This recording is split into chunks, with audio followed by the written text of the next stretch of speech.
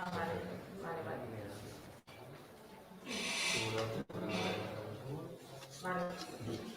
sé cómo I, clar, la idea és perquè al final és aguantar-se una mica. Què? No, perquè ella Aguantar-nos al els final, costats. però vosaltres no assisteu. No podem, clar.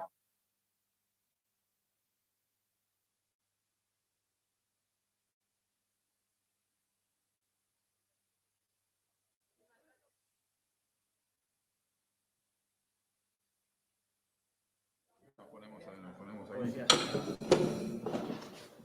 ¿Qué tal? Hola, buenas tardes. Martín, de Mezcladís. Hernández. Hola. Yo soy María también.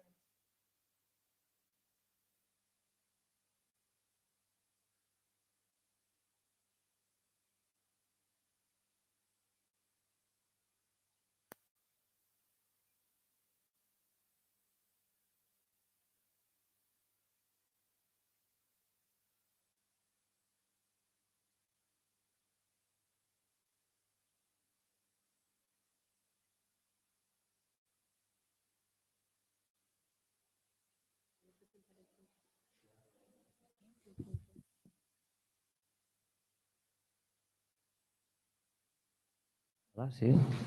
Bueno, que raro això. Ja em sentiu així, però bueno. Bueno, benvingudes a totes per venir. Gràcies per venir a l'apropament. Primer de tot, bueno, comentar-vos també que aquest any, com a mesura excepcional, doncs estem fent el programa també en streaming. I, bueno, més que res, presentar-vos una mica l'edició d'aquest any, que és una mica especial també perquè a causa de la pandèmia doncs, l'hem aplaçat al mes de març. Normalment aquest acte el fem al mes de novembre. I una mica agafant la idea que teníem aquest any era doncs, portar-vos diferents àmbits que tenen a veure amb el barri, sí, i que estan relacionats amb la nostra entitat, amb EICA. I avui començarem una mica a parlar de la situació sociolaboral que hi ha al barri i al districte.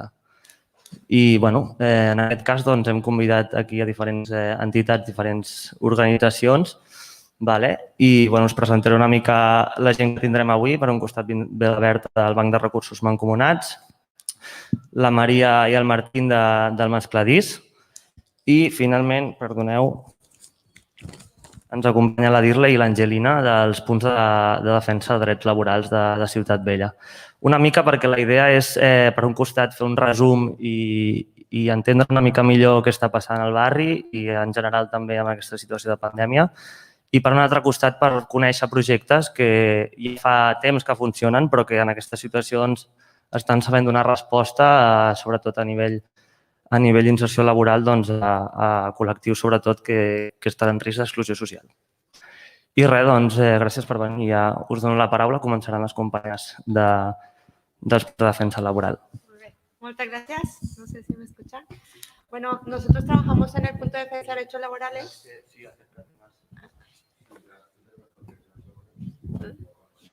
Bueno.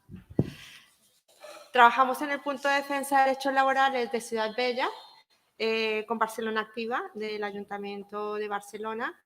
Y también tenemos la oportunidad de trabajar en la Fundación Comtal con personas en riesgo de exclusión social y con jóvenes.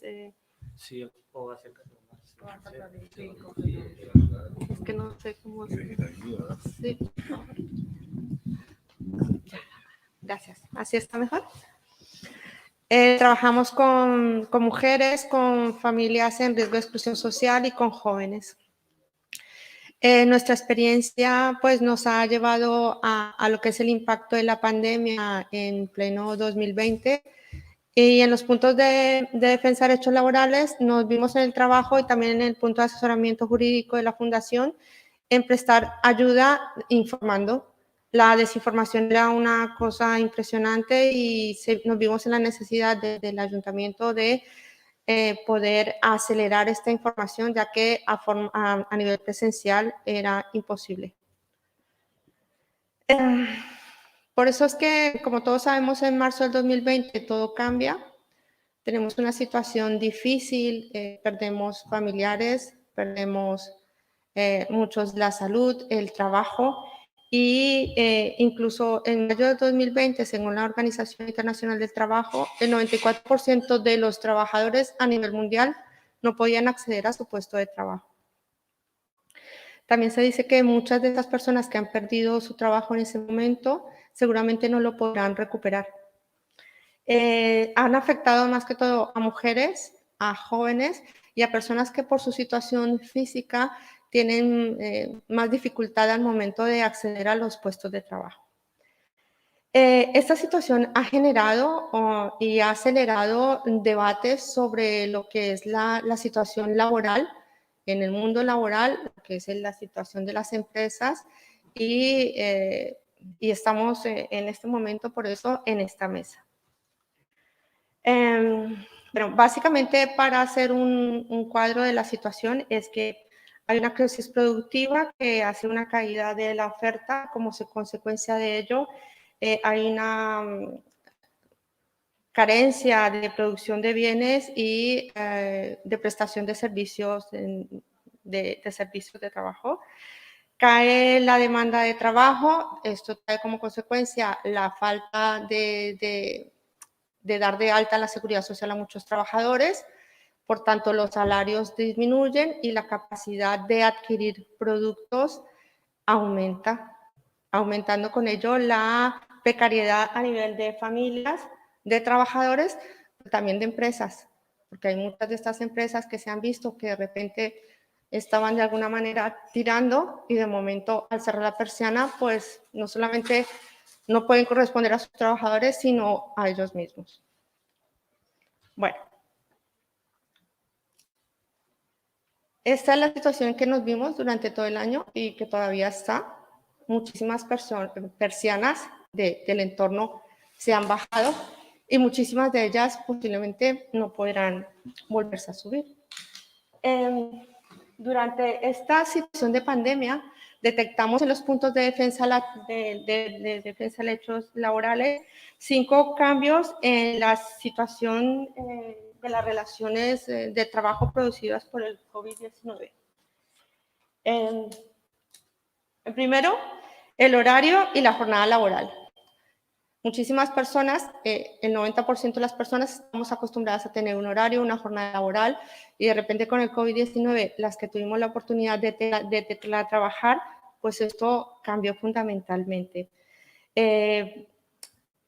Teniendo en cuenta que en el año 1919 existió la primera norma laboral que declaró que la jornada era de 8 horas al día o 40 horas a la semana, de repente en la pandemia esto cambió, porque pasó gente a incluso trabajar nada y personas que tuvimos que trabajar más tiempo, porque exactamente la demanda lo necesitaba. La segunda circunstancia que cambió de la anterior es el lugar de trabajo. Ya no teníamos que desplazarnos, sino que muchísimas personas, las que podían teletrabajar, teletrabajaban y las que se estaban desplazando pues eran las básicas y las necesarias como son sanitarios y personas de servicio. Aquí la situación de dónde se trabajaba inició una situación de discriminación respecto a muchos trabajadores en el sentido de que aquellos trabajadores que no tenían medios electrónicos para comunicarse no podían trabajar o además no tenían el acceso o el conocimiento para hacerlo. Sobre el liderazgo y las relaciones laborales también cambió porque pasó del control y la supervisión de tener el jefe de forma inmediata a que el mismo trabajador tenía que realmente organizar su trabajo. La dirección se basaba más que todo en supervisar y en alcanzar objetivos. De esa manera se podía acreditar si el trabajador estaba logrando lo que son los objetivos de ese puesto de trabajo. Otro cambio es la permanencia en el trabajo, porque muchas personas que tenían 10, 12 años, 15 años trabajando, de repente se dieron cuenta que su empresa ya no existía. De hecho, tenemos muchas empresas, muchos trabajadores en el punto de defensa de derechos laborales que tienen desde marzo que no han vuelto a trabajar y dicen, no, es que yo trabajo hace 12, 13 años y no sé qué hacer. Porque estoy en casa, tengo un ERTE, el dinero que tengo pues no me llega y esta situación ha creado una situación de crisis importante. Y también el hecho de que el trabajo como medio de desarrollo profesional y personal ha variado. ¿Por qué? Porque aquellas personas, habían oficios y profesiones que realmente en este momento no se pueden desarrollar como tal, y hay otras que han surgido de manera inesperada y que requieren mayor preparación por parte de las personas. Ahora mi compañera va a pasar a explicar exactamente lo que hacemos en el momento en que pasa una situación de vulneración de derechos fundamentales. Hola, buenas tardes. Bueno, en el momento que se vulneran algunos derechos de los trabajadores, lo primero que necesita el trabajador en este momento es información. A ver, a dónde tiene que acudir, qué es lo que tiene que hacer, cómo tiene que reclamar, dónde, cuándo y cómo. Entonces, el primer paso es solicitar la cita en Barcelona Activa, en este caso, en el punto de derechos laborales, ya sea presencial o telemático, que en mi caso, pues yo soy el punto telemático, y luego a partir de ahí, pues una vez que está concertada la cita, lo que hacemos es llamar a este usuario, o si es presencial, pues se presenta el usuario y se expone el caso concreto. Y una vez que se expone el caso, pues ya se le deriva para hacer las reclamaciones judiciales a través del Servicio de Orientación Jurídica, el SOJ, donde se solicita un abogado de oficio, por ejemplo. Se le deriva, por ejemplo, al SEPE si tiene algún problema con el tema del ERTE, porque hay muchos trabajadores que a día de hoy todavía no han cobrado el ERTE desde el marzo. Por ejemplo, si a alguien ahora ya se le acaba la relación contractual con la empresa y entran en el paro, entonces, claro, hay una demora de como mínimo 3-4 meses para poder cobrar lo que es la prestación o el subsidio por desempleo. Entonces, bueno, y entre otras cosas, pues las derivaciones correspondientes, ¿no? El SOC, la Seguridad Social, el SEPE, el SOJ, el Servicio de Orientación Jurídica, entre otros. Eso por un lado. Entonces, ¿cuál es la realidad entonces? La realidad que nos estamos encontrando son, por un lado, hay empresas que aprovechan esta situación y abusan de los trabajadores porque, tal como ha explicado mi compañera antes, aprovechan para bajar los sueldos, empiezan a no pagar a tiempo los salarios, que desde el punto de vista de la empresa quizás se podría llegar a entender, porque claro, es que se está provocando un efecto dominó. Si la empresa no genera los ingresos, ya no puede pagar a los trabajadores ya no tienen poder adquisitivo, ya no pueden tampoco adquirir los bienes de primera necesidad, y se está provocando este efecto dominó. Y esta es la realidad que tenemos actualmente.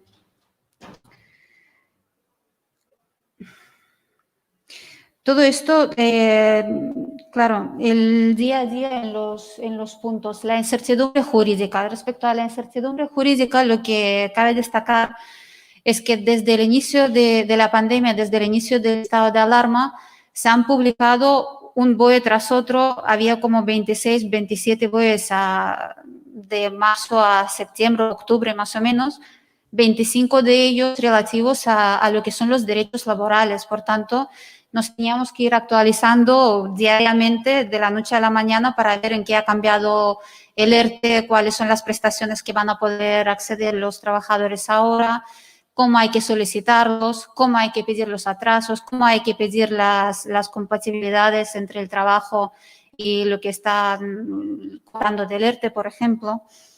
Entonces, este es respecto a la incertidumbre y las consecuencias. La falta de atención presencial es lo que ha provocado también pues, la ansiedad, la incerteza, el caos ante el ciudadano, porque no se puede pedir cita presencial en el SEPE. No te atienden en el teléfono, es casi imposible. Si te cogen la llamada es ya un milagro. No se puede acceder tampoco a la seguridad social. Las citas que se hacen es por teléfono, y si consideran que el trámite que tienes que hacer hay que estar ahí presencialmente, entonces ya te darán otra cita. Aparte de esto, hubo un momento en el que no se podía tampoco ni coger las citas estas telefónicas, porque las páginas estaban totalmente bloqueadas, no quedaban citas telefónicas tampoco. Entonces, todo esto en el ciudadano le provocaba ansiedad. Muchas veces cuando llamábamos a los usuarios, claro, veías la ansiedad que tiene la persona de que está ahí, tiene derecho al paro, tiene derecho al ERTE, pero no está cobrando nada, no puede poner un plato en la mesa, por ejemplo, ¿no? Entonces, no, el anterior, perdón. Bueno, lo que decíamos, las plataformas informáticas son un desastre, tal como lo dice aquí. Están diseñadas para que los ciudadanos y las ciudadanas utilicen los certificados digitales. En muchas ocasiones, aunque tengas un certificado digital y sabes manejarte, tampoco funcionan. Pero es que lo peor de todo que en muchas ocasiones hay personas que no saben, hay una brecha digital también, hay personas que no saben manejarse con el certificado digital. A nivel de, por ejemplo, la gente que durante la pandemia, los extranjeros que les han caducado los permisos de trabajo y residencia, aunque tuvieran en su momento un certificado digital, no lo podían usar porque detectaba conforme el permiso estaba caducado. Por tanto, ya no podías acceder con tu certificado digital. O sea, había una incertidumbre total y absoluta y a fecha de hoy, desgraciadamente, todavía sigue. Bueno, los teléfonos no contestan, esto no es ninguna novedad, ¿no? Que desde que comenzó la pandemia, quizás por la avalancha de las llamadas que pueden llegar a recibir o por las razones que sean, porque quizás a lo mejor están teletrabajando y no dan abasto, no lo sabemos, pero la cuestión es que el ciudadano no tiene la respuesta al momento. Y muchas veces, pues cuando se hacen las preguntas a través de los formularios de contacto o lo que sea, tardan muchísimo en responder y se desesperan. Se desesperan porque lo que necesitan es la resolución ya, es decir, que les empiecen a pagar ya los ERTES, los subsidios o las prestaciones que les tocan. Sí. Bueno, a nivel de lo que son las consultas que hemos tenido hasta ahora, y las que están aumentando a fecha de hoy son sobre todo los despidos. Los despidos porque las empresas cierran o porque ya han pasado los 6 meses que daba el gobierno de mantenimiento de empleo después de los ERTES. Entonces, la empresa ya ve la carta blanca para poder pues, ir despidiendo a los trabajadores, finalizar los contratos o extinguir el contrato por las razones que sea, justificándolo.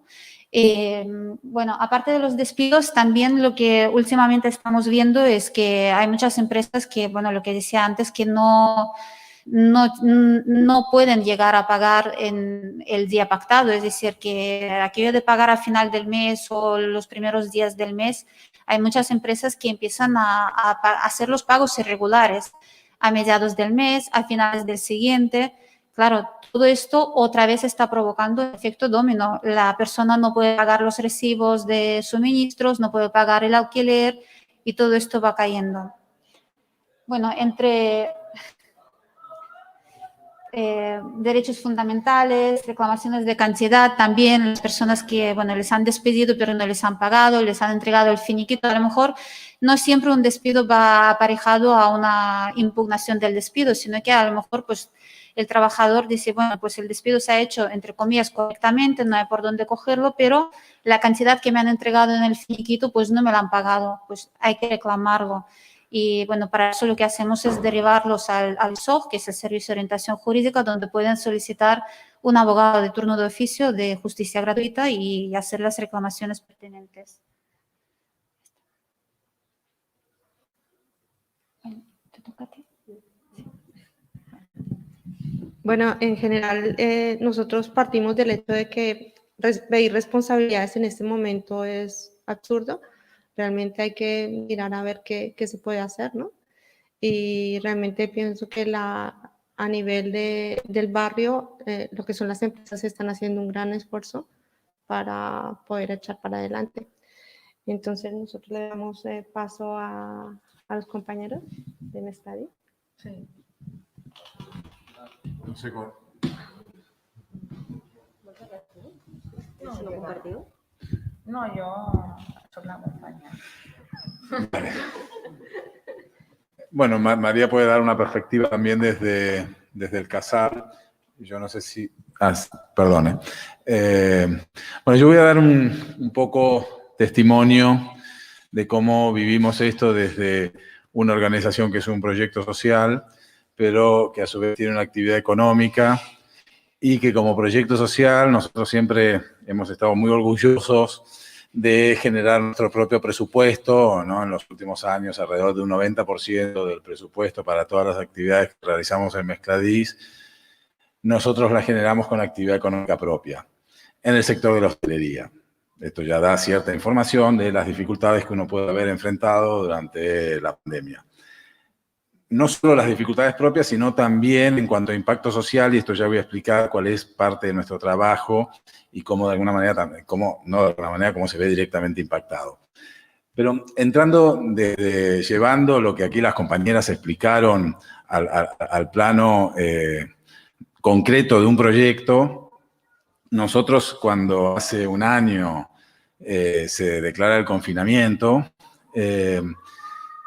eso primero te genera, ¿no? una situación de muchísima ansiedad, ¿no? Éramos 15 personas, ¿cómo pagamos las nóminas? Si a partir de este momento no hay actividad económica, ¿no? Un proyecto que genera su propia, que tiene su propia economía para tirar el proyecto adelante.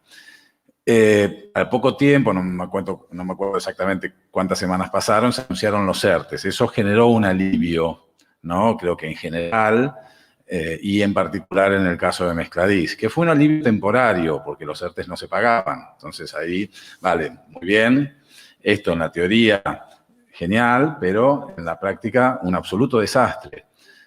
Pero un absoluto desastre. Nosotros éramos 15 personas, y de las 15 personas, todas cobrábamos mal, o no cobrábamos, ¿no? Esto fue desde marzo hasta septiembre, varios de nosotros no cobramos, o se pagaba mal, o sea, no, era totalmente inexplicable y como bien se explicó, no había ninguna manera de tener acceso directo a alguien que decía, bueno, mirá, a ver qué está pasando aquí, que te lo expliquen y demás.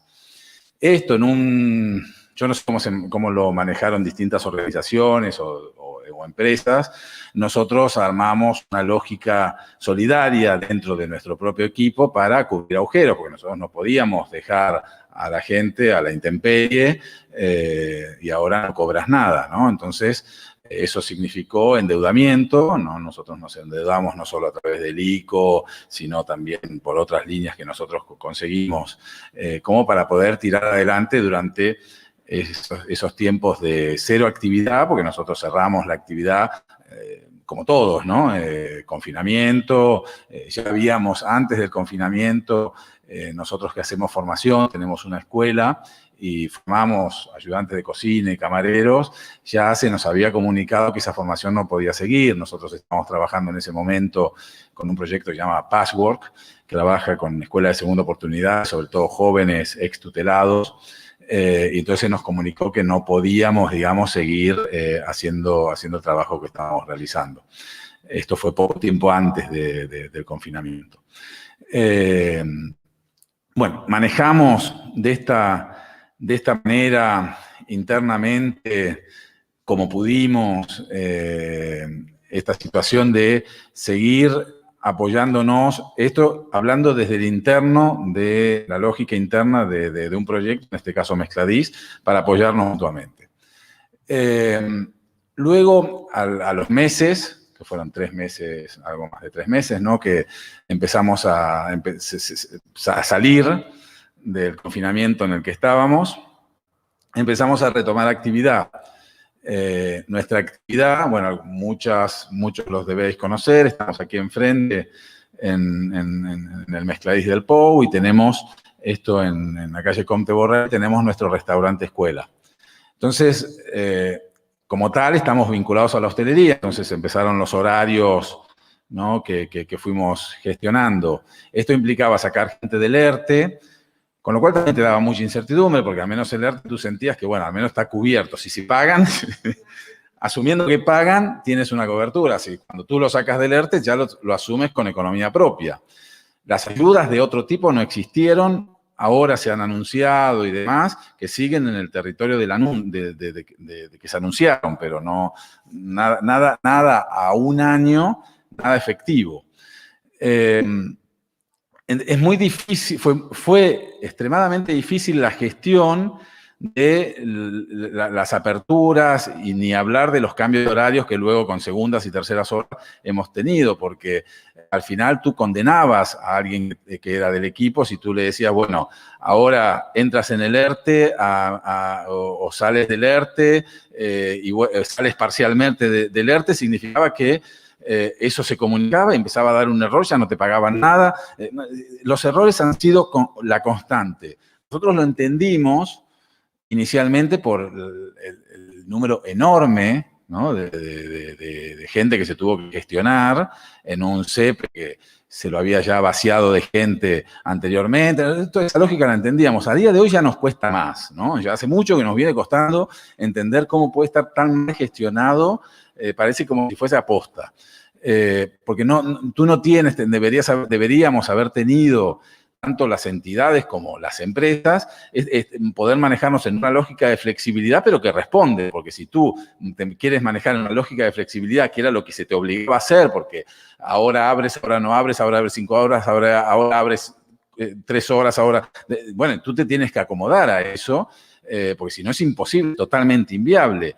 Pero se hacía inviable de todos modos porque condenabas a tu gente a no cobrar, a cobrar mal, incluso a nosotros nos pasaba que una vez que tú sacabas del ERTE se le seguía pagando el ERTE. Entonces tú pagabas, entonces nosotros le teníamos que explicar, muchos de ellos son muy jóvenes, primer trabajo, es decir, aparta lo del ERTE porque lo vas a tener que pagar. O sea, ya generaba ese otro problema, ¿vale? Ahora estoy cobrando Mezcladís paga, pero también me viene el ERTE. Entonces, pues, puedo ahora tener como una alegría. No tengas esa alegría, ¿no? Asume esto con total responsabilidad porque va a entrar ahí, ¿no? Generaba esta tensión adicional, para poner un ejemplo de esto, ¿no? Otro ejemplo de mal funcionamiento. Nosotros, entrando en lo que es nuestra actividad, nosotros apenas retomamos la actividad económica de Mezcladís, que de nuevo está vinculado con la restauración. Nosotros retomamos hasta donde pudimos proyecto social. ¿Qué hacemos como proyecto social? Lo más importante del proyecto social de Mezcladís es un programa que nosotros llamamos Cuinant Oportunitats, que tiene que ver con gestionar itinerarios de inserción sociolaboral a través de la formación de ayudantes de cocina y camareros.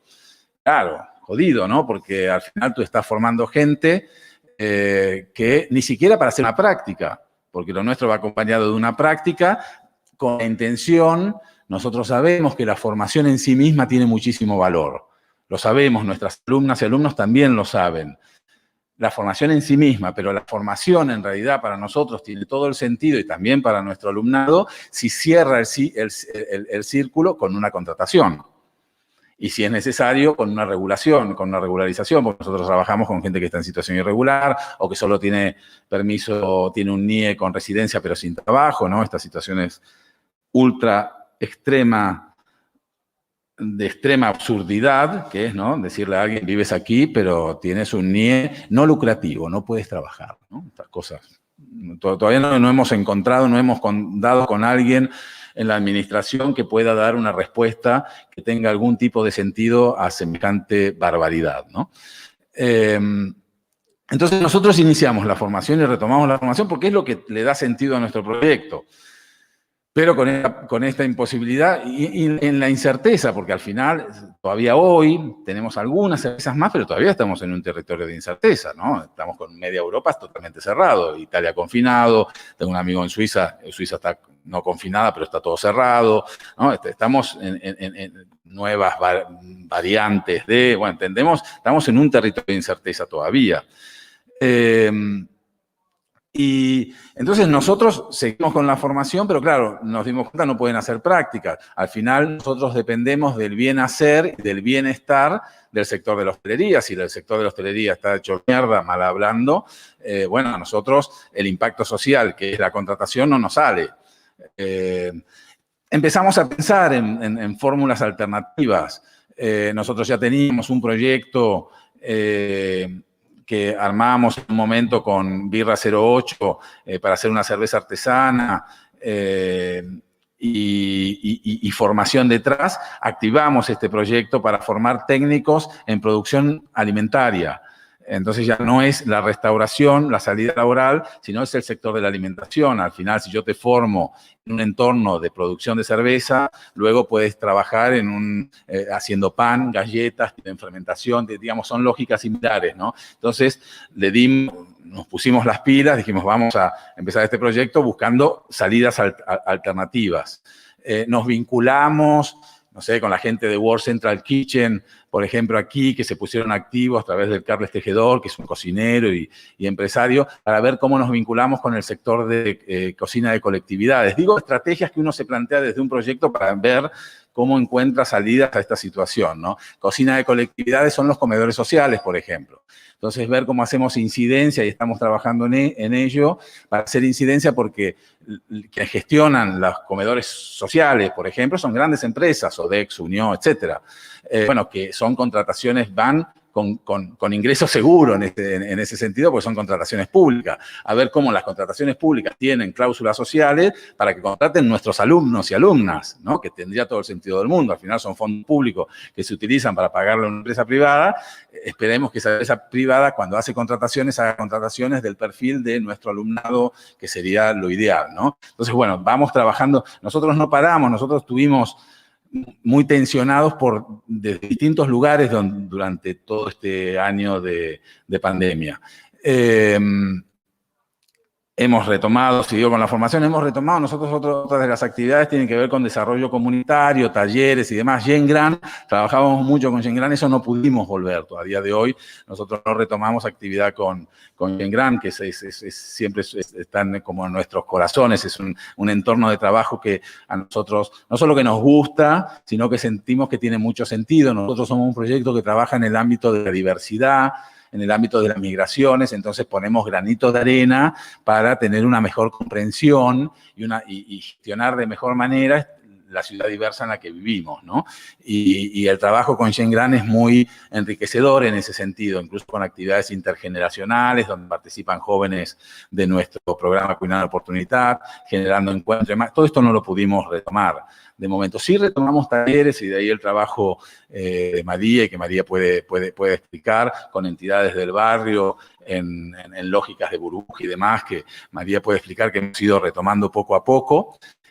Sí hemos estado trabajando, pero posponiéndolo hasta el infinito, en ciertas actividades de sensibilización, en proyectos que nosotros hacemos donde utilizamos el arte y demás para sensibilizar sobre distintos temas que tienen que ver con migración y derechos humanos. En este caso estamos trabajando en un proyecto con jóvenes, sobre jóvenes migrantes, porque ahí tiene que ver con este absurdo que yo comentaba antes, ¿no? De darle a alguien un NIE, pero no permitirle trabajar, condenarlo a que viva de la caridad, de alguna manera, y luego entrando en un círculo imposible, del cual es imposible salir, que te condena a la exclusión social y a una especie de nuevo apartheid que tenemos aquí hoy en día, que es condenar a gente a vivir en situación de irregularidad, que es vivir sin derechos. Entonces, en esto, como hay todo un estigma y demás alrededor de este concepto de MENA, para que nos entendamos, donde lo que se cuenta muchas veces es un recorte de la consecuencia de la exclusión, y es lo que se pone en el centro de la escena mediática, sin explicar qué es lo que pasa detrás. O sea, ¿por qué yo me veo condenado a vivir en la exclusión, en los márgenes de la sociedad, y por lo tanto romper con ciertas reglas de convivencia? ¿Qué es lo que pasa previamente para que esa situación se dé, que nos tendría que sorprender que no pase mucho más? A nosotros lo que nos sorprende es que no pase mucho más, en realidad, de lo que sucede. Porque estamos hoy en día en plena pandemia, a partir de una resolución del Tribunal Supremo, para tú renovar por primera vez tu NIE, que se te otorgó con 18 años por temas de protección de infancia y demás, se te dio un NIE no lucrativo, por lo tanto, sin derecho a trabajar. Para renovarlo, te exigen ingresos propios de más de 500 euros. En la segunda renovación son 2.140 euros de ingresos propios, que no pueden ser ni siquiera justificados por la entidad, ¿no? 2.000, o sea, estamos en Barcelona. Yo digo, ingresos propios mensuales de 2.140 euros. Entendemos de que estamos hablando de una situación que no la puedes coger por ningún lado, ¿no? Digo, esto no es lo que en los medios de comunicación no es lo que se habla, ¿no? No se cuenta esta situación de absurdo y de locura total en gente que ha sufrido la pandemia, vecinos que han sufrido la pandemia, como en la peor de las situaciones, porque cuando tú estás en situación de irregularidad, todos los mecanismos institucionales de apoyo social que se pudieron haber activado a partir de la pandemia, nadie queda fuera. Mentira, queda fuera y queda fuera de la peor manera posible cuando estás en situación irregular. Nosotros trabajamos sobre todo con quienes viven. El tema migración está lleno de eufemismos, ¿no? Entonces, un eufemismo que se utiliza es sin papeles. Aquí hay papeles, ¿no? Aquí la compañía tiene. Ninguno de estos papeles sirven para realmente dar solución a esto de estar sin papeles. En realidad, sin derechos es mucho más preciso, se entiende mucho mejor, ¿no? De lo que estamos hablando. Bueno, haber pasado una pandemia sin derechos, te la regalo, ¿no? Entonces, nosotros sí, como entidad, que estamos en contacto, porque nosotros estamos en contacto no solo con nuestros propios alumnos, ahora acabamos de empezar un curso con 14 alumnas y alumnos, y que muchos están en esta situación, vemos, digamos, lo que ha sido el sobrevivir durante esta época, ¿no? Y se pidió, y digo, y hago este reclamo, se pidió la regularización como un hecho de justicia, porque además lo es, por múltiples motivos, ¿no? Y no, esto, el gobierno más progresista de la historia de España no lo llevó adelante, no tuvo el coraje político de aplicar una regularización que hubiese significado que gente que está en situación de extrema vulnerabilidad y sin derechos pasase a estar en otra situación, ¿no? Esto no se hizo, se tuvo el coraje en Italia, no se tuvo el coraje aquí, ¿no? Ayer, La Sexta mostraba en noticias y hablaba de esto a partir de un informe y de la importancia de una regularización y del impacto económico de una regularización, ¿no? Y hablaba de que en la última regularización, que si no recuerdo mal la hizo Zapatero, eso implicó en la caja de fondos públicos, ¿no? 2.300 millones de euros más a partir de la regularización, porque si, de nuevo, desde un punto de vista económico, si no hubiese migrantes, habría que inventarlos. Si España, Cataluña, tuviese la desgracia de no tener migrantes, estaríamos haciendo estas charlas para ver cómo hacemos para que vengan migrantes, ¿no? Esto de un punto de vista económico y sin dudas, no habría estado de bienestar, no solo en España, sino en Europa, sin la aportación de la población migrante.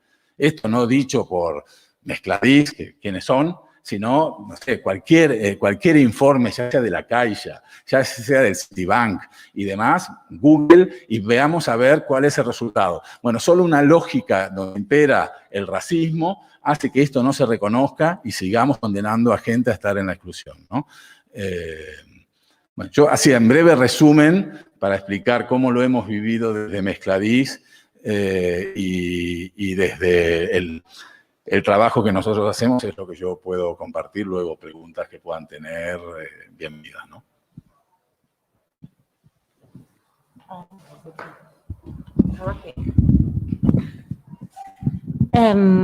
Bé, jo soc la Berta, parlo des del Banc de Recursos Mancomunats. Estic molt agraïda d'aquesta presentació que ens ha fet Mezcladís i bueno, faré la presentació en català. Si algú té algun problema puc canviar al castellà, però em sento més còmode parlar en català. Bé, continuo en català, perfecte. Això, molt agraïda de les presentacions que han fet les companyes abans, sobretot Mezcladís, crec que has posat un punt que és d'on neix el Banc de Recursos. El Banc de Recursos neix el 2017 i neix de la necessitat, se'n veu una oportunitat, de la necessitat d'estar al barri del Raval, on l'exclusió social està a l'ordre del dia, i de veure com tots aquests joves, no sempre en situació irregular, però de tot el que hem anat dient em ressonava i sobretot em ressonaven els joves. Els joves i quan treballes en situacions de no regularitat, sense contracte i en aquest inicis de la vida laboral, que costa molt, que et donin una primera oportunitat i així, després com això el currículum no queda, no consta, són tot d'aprenentatges que no pots fer a nivell formal. Llavors, veient aquesta necessitat de tenir joves al barri treballant en situacions d'irregularitat, veient que des del teixit social i d'entitats, des de la taula jove i així, es genera el projecte Ítaca, format per 4 entitats que treballen amb joves, sobretot en etapes d'adult, bueno, no infància, sinó més joves, i amb aquesta intenció d'entrar en el món laboral, o sigui, de fer-los entrar en el món laboral. Alhora, hi ha l'oportunitat d'entitats del barri, veuen que el districte no deixa de llogar carpes per actes i activitats. Quan es podien fer actes i activitats al carrer, les carpes és una cosa que sortia molt, no? I es llogava a entitats privades, empreses privades, al final. Entitats del barri diuen, ei, districte, compra'm 20, la gestionem des del barri i deixem de fer aquest gast de diners públics i alhora això ens pot ajudar a teixir més comunitat com a barri, com a entitats i com a joves. Llavors aquí es veu una oportunitat, no? La gestió d'aquestes carpes pot generar ocupació de forma una mica més continuada i podem començar a generar contractes. Sí. I el treball en xarxa, no? El treball en xarxa amb aquest projecte Ítaca i aconseguim que el projecte, que diem que és transformador, el banc de recursos, perdoneu que està darrere, el banc de recursos és transformador perquè és un projecte que està gestionat de forma pública o comunitària.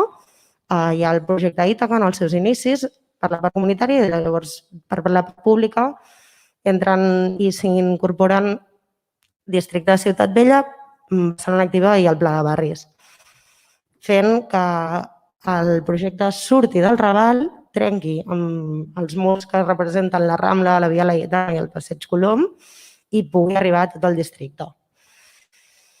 Llavors, Martí, pots passar? Sí. El banc de recursos té 4 potes, que una és la mancomunació de recursos, que ja de per si és trencadora, no? És els materials, les taules, les cadires, el projector, són tot de materials que les entitats fem servir tard o d'hora i que potser no té sentit que cada una de nosaltres comprem amb pressupost propi, sinó que podem tenir-ne de forma centralitzada en un lloc del barri i podem fer-ne ús, tenim dret a fer-ne ús de forma lliure, en règim de cessió lliure. Aquesta lògica ja és trencadora de per si, ja genera altres tipus de relació entre entitats del districte i qui les conforma, no? El barri de mancomunació i llavors com intentem generar activitat econòmica pròpia com a banc de recursos per poder contractar els nostres joves amb aquests serveis de transport, muntatge i desmuntatge dels materials per fer actes i activitats. Perquè com a entitat venir a buscar un projecte està bé, és fàcil, pràctic, però igual 15 carpes, 2 taules i una guit de so, potser no tant. Llavors, amb una bicicargo elèctrica es fa aquest servei de transport, muntatge i desmuntatge.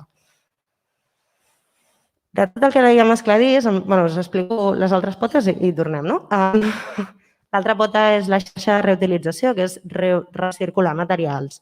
Quan una entitat es muda de lloc o ja no fa servir certes coses, ens les ofereix el banc de recursos. Si veiem que no té sentit que es quedin al banc de recursos, té sentit unes estanteries que vagin a una entitat en si, fem d'altaveu comunitari i anem recirculant objectes i recursos per tal que no vagin a la brossa. I finalment, la inserció i formació de joves.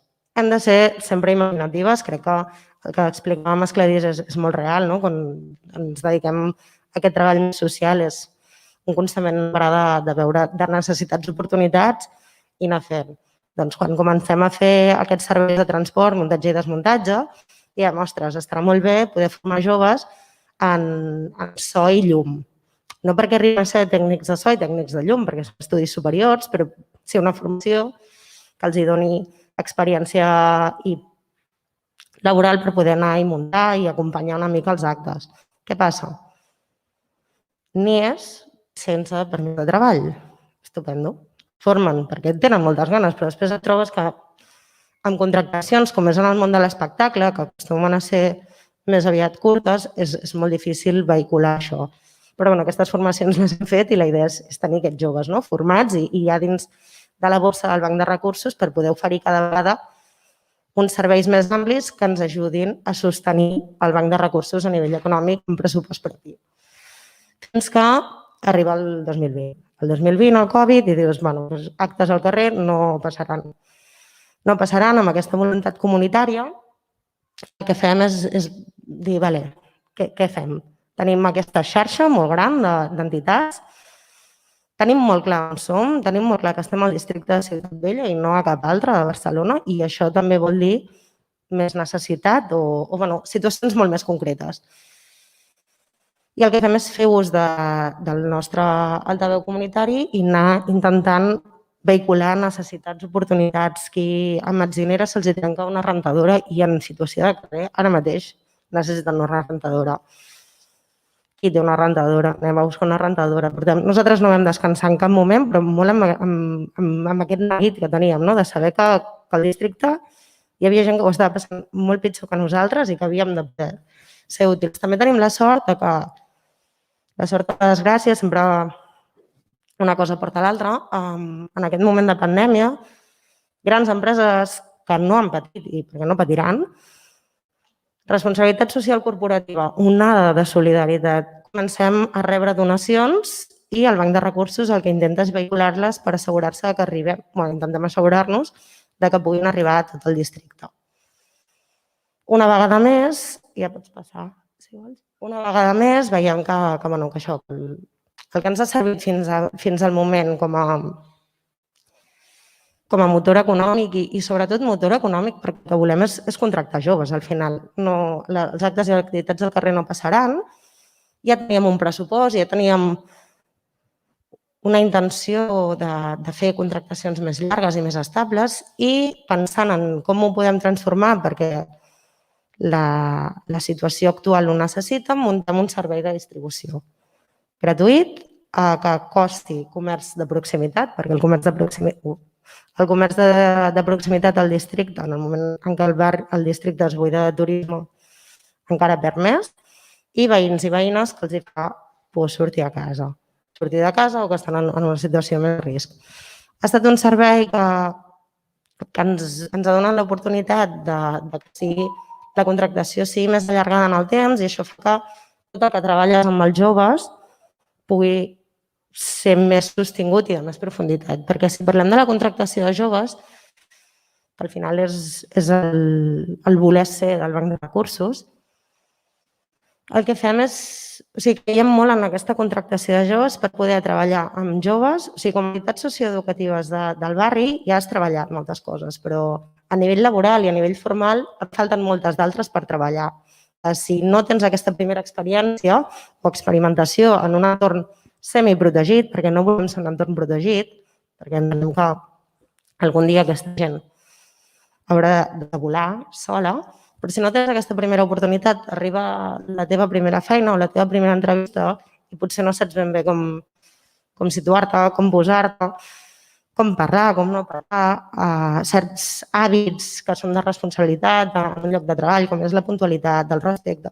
Tot això s'ha de treballar. Llavors hem generat aquest protocol de derivació. El que fem com a banc de recursos és, quan tenim una oferta, publicar-la i enviar-la a les xarxes laborals del districte.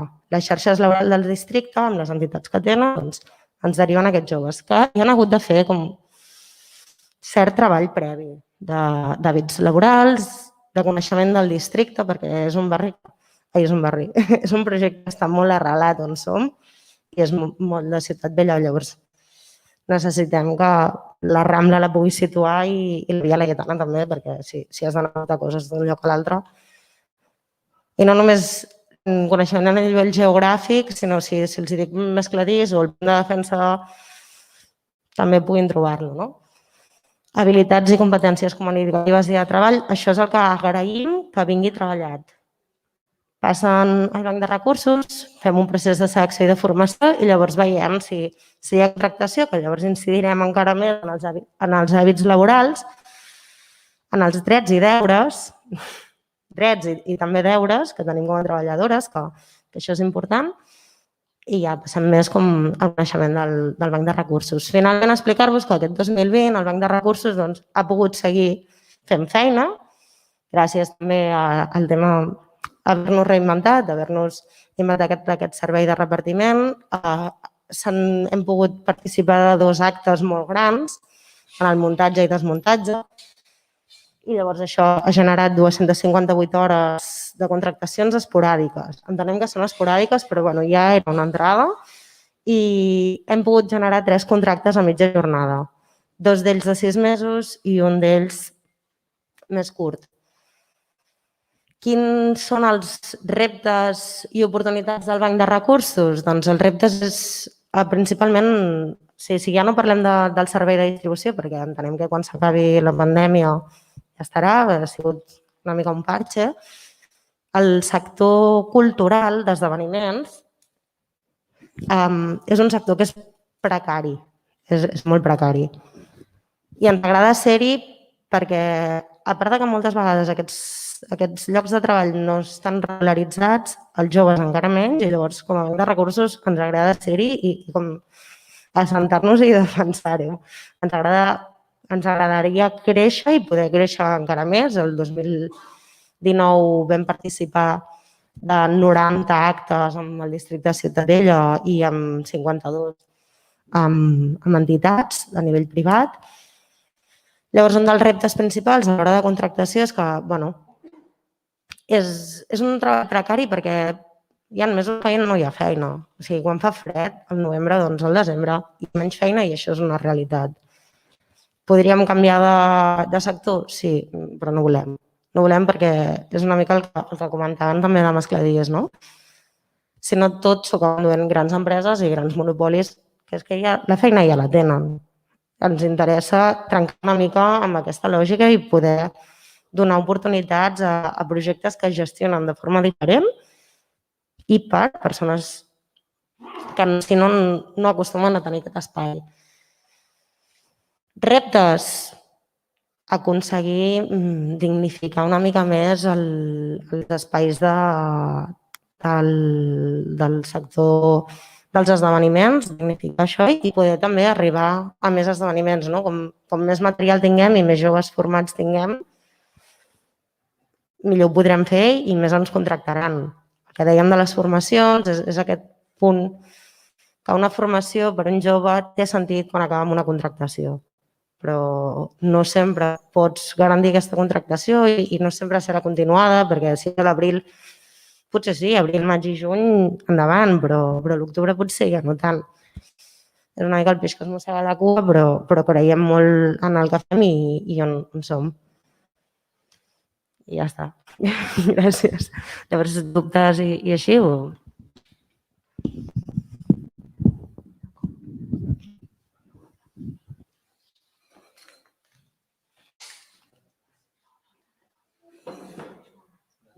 Una cosita, agregando acá lo que planteaba la compañera. Coge el micro para... Vale, perdón. Sí.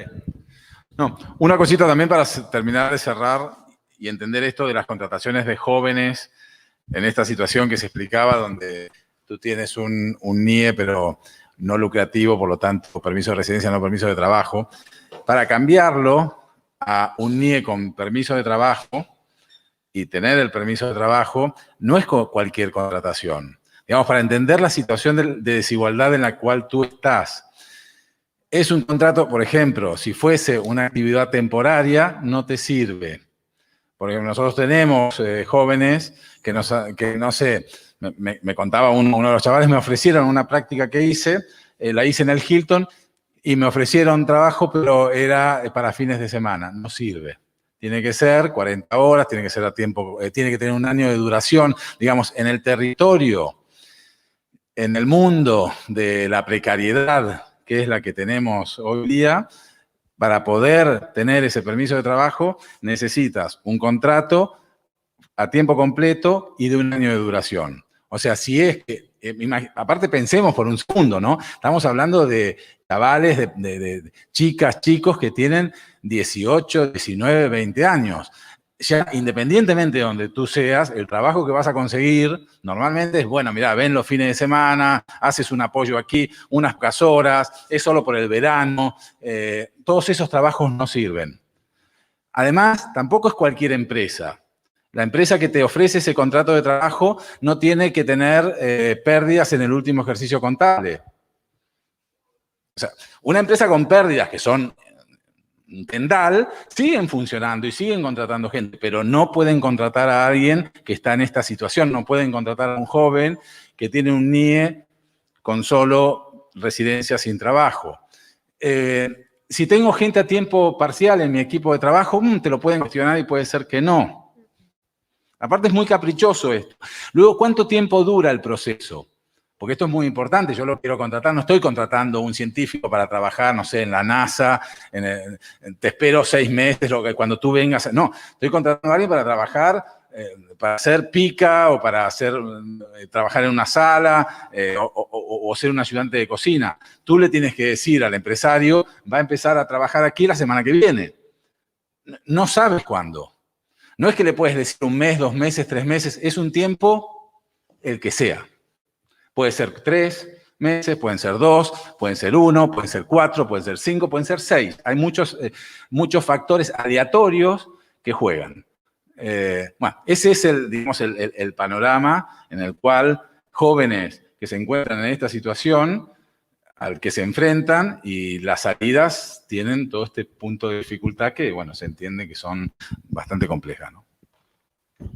Ara pensant, m'he deixat una cosa, com a banc de recursos, quan parlàvem de reptes, per poder mantenir una mica més la nostra activitat i que no depengui tant dels serveis que fem o no fem, és dotar de més força aquesta mancomunació de la que parlàvem, perquè la mancomunació requereix un manteniment dels materials i amb aquest manteniment sí que podem justificar, no arribarem mai a donar una jornada completa. Ens encantaria, bueno, mai diguis mai, però ara mateix no, però sí que ens pot ajudar a anar omplint hores de jornada a diferents joves.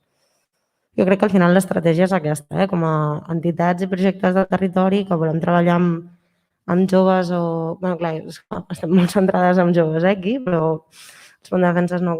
Trobar estratègies perquè siguin treballs que tinguin un sentit comunitari, perquè estem al districte de Ciutat Vella i no cap altre, i anar trobant estratègies dins d'aquests projectes per hores d'aquí o hores d'allà o que puguin ser més sostinguts en el temps perquè al final són més transformadors.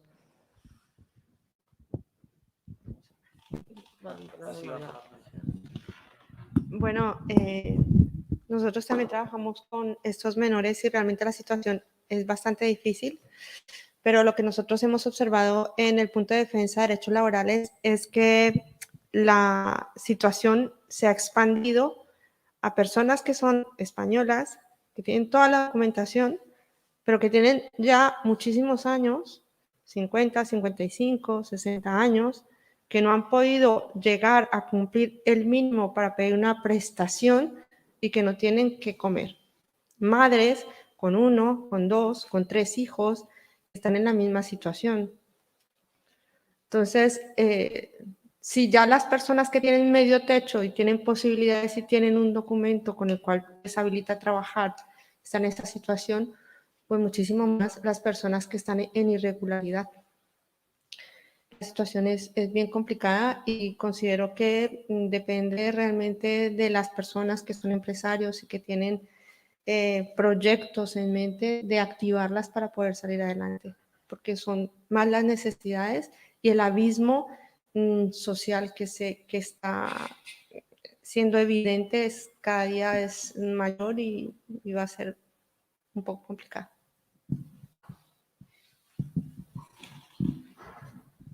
Bueno, ara és el moment de les preguntes. No sé si... Estàvem mirant si en el YouTube, que estem fent aquest any el canal en directe, que ha sigut una novetat. Sembla que no hi ha preguntes. No sé si aquí algú vol aprofitar i fer alguna pregunta, algun dubte que li hagi sorgit dels projectes o més a nivell de situació en el que estem. No sé si hi ha algú. I si no, doncs... I jo vull dir una última cosa perquè no marxem amb el sabor de boca. Crec que la situació és molt complicada, però que una vegada més, i em repeteixo, crec que al districte de Ciutat Vella tenim una trajectòria històrica de treball arrelat i transformador que, com a mínim, potser no arribarem a tot, però les ganes hi són i crec que la xarxa ja està posada.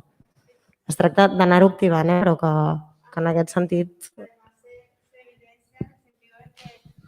De que ese soporte y esta red que se está tejiendo da la posibilidad a esas madres y a esos niños, por ejemplo en la Fundación Comtal tenemos un buen número, de poder atenderles. Entonces, el hecho de hacer red, de hacer piña, de podernos unir, personas que son originarias, que no son de acá, y trabajar y dejar un poco el egoísmo atrás y hacer el trabajo en equipo, es lo más importante para salir adelante todos. Sí. Doncs, si ningú vol fer cap pregunta, primer de tot donar-vos les gràcies per haver vingut avui. Ara que aquí al Casal també comencem com a reactivar les activitats, crec que és de les primeres activitats en públic que fem. Des d'ICA comentar-vos que seguim fent aquestes xerrades durant tota la setmana. Demà parlarem sobre resistències col·lectives al barri, participarà Vecines en Red, el Sindicat de l'Habitatge al Casc Antic i les companyes de Ràdio Nicòsia, una mica també per abordar la situació al barri des d'una altra perspectiva i des dels col·lectius que estan organitzats i que sobretot en el context de pandèmia